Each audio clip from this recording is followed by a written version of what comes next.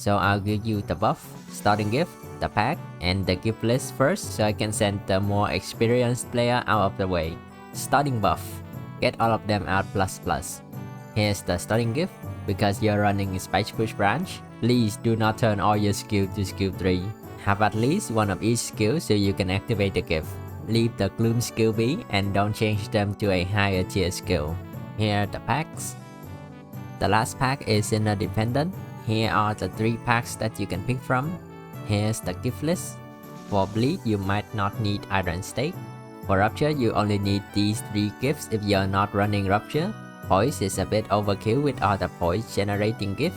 For non-pack specific keywordless gift, they are all good. Well, almost all good. Get 1 sin generating gift if you're not running Ego so you can activate your support passive.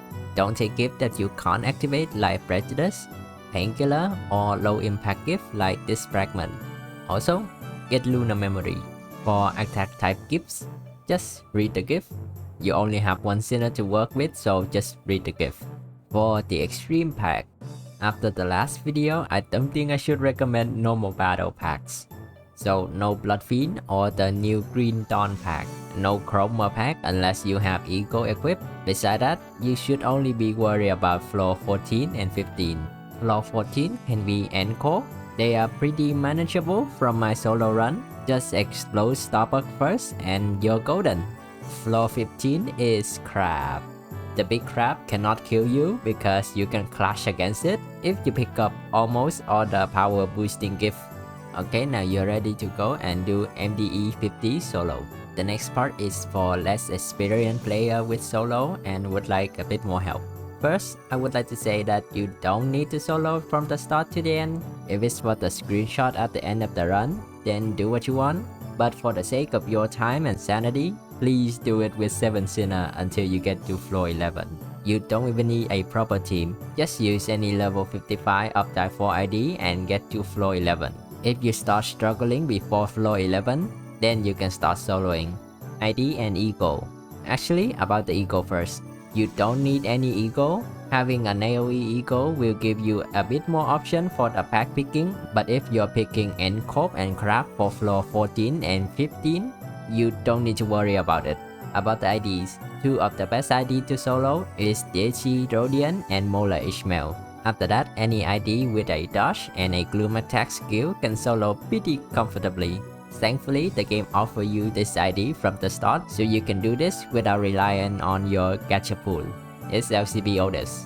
Of course, if you have any other ID with a dodge and a gloom attack skill, you can use them, but I'm using Otis as an example because everyone has her. Okay, now that we're done with the IDs and Ego, what's the strat? The strat is to land the gloom attack to trigger Great Coat to heal. Unless the enemy removes your sinner soul from their body in 1 turn, it's very hard for your sinner to perish when they constantly heal to full every turn. Moving on to the pack, a bit of explaining and what you should be really aiming for in each pack. Floor 1, Dregs of the Manor. This is one of the reasons why I say you really shouldn't be soloing from the start. Besides that, have the mana shape music box show up in the floor reward. From floor 1 to floor 3, you can't get base or final power enemy buff, so make use of this opportunity to gather cost gaining gift from the shop. If the gift doesn't show up in the floor reward, just reroll the pack and pack search as the last option. You can actually force the gift to show up if you keep pack searching, but this will cost you dearly. Floor 2. Same deal with floor 1, have sharp needle and thread show up in the floor reward, but if you don't get it, it's totally fine. You can still make do with Tango Marinade. Also pick up contaminated needle and thread while you're at it. Floor 3, Dark Flame Smoking Pipe. To attack power up with the downside of 1 fragile, Gear Sharpener is optional. Floor 4, Bridle. Ideally, you would like to get this skip in the shop to save yourself from the enemy buff, but you can't really rely on that. So reroll the pack until you get it in the floor reward. If the gift is attached to the coin power, well, you really have no choice but to take it. Metronome is optional. Floor 5. Unhatched Chamber is easier to get than Bridle because you can fuse into it. Contempt of the Gaze of Contempt is also very good gift against enemy with XP, besides the increased damage it provides. Floor 6. This is a very mediocre pack if you're not running charge. Biogenerative battery give 3 offense level up. Cardiovascular reactive module gives you some shield in case you lose a clash. Also pick up crystalline blood. It may come in clutch. Floor 7. Jolly Plushie. It's actually just huge gift sack. If you don't get the plushie, it's fine. Floor 8. Line 1. The gifts in this pack are very rough to get but also very strong. Snake's Loose is basically another clear mirror calm water. It provides 10 offense level up if you stack enough defense level. Force Halo provide a lot of damage increase, but we're here for Snake Slough. You can go with the Force Halo. Floor 9. TKT Rerun. Try to get the damage reduction gift first like Rusted Clock Hand. Other than that, Tremor unit would love to pick this pack up. Chalice of Trickle Down and Micro Precision Time Accelerator are so good. The only bad part about them is they only apply to Tremor ID. Floor 10. Multiple packs. Nocturnal Sweeping is good if you're running Rupture or Blunt ID. Rupture can actually keep the Rupture stack for Strength Clip Inscription. If you run a Blunt Attack ID, you can get the Middle Tattoo. Shadow Bamboo Hat is another source of damage reduction, but it doesn't provide any offensive buff, which make this pack not that desirable for other IDs. Yuma Flesh to claim their bone. Slash ID would like to get this pack. Rusted Hill for 1 slash power up.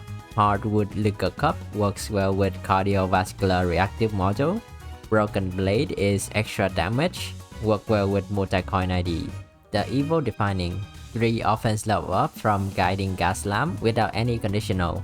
Now that's out of the way, what should you expect when you solo from floor 11 to 15?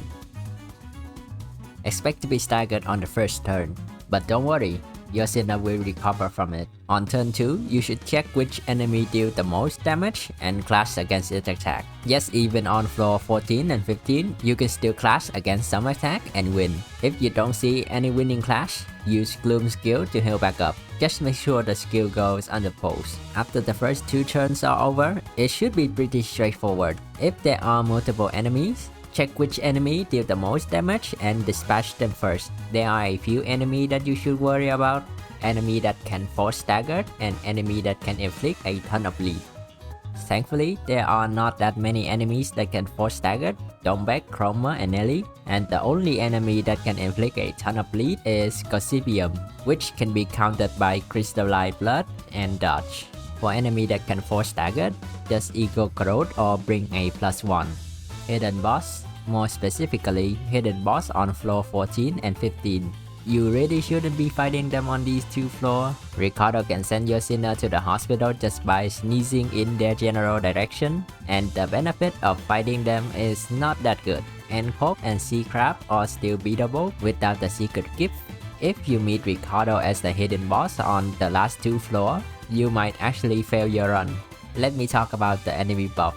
Take enemy buff that give them defensive boost as a priority, HP up, defense and defense level up, even damage taken and damage dealt buff. For offensive enemy buff like offense level, clash power, base power, final power and coin power, if offered between 1 clash power up and 3 offense level up, pick clash power up.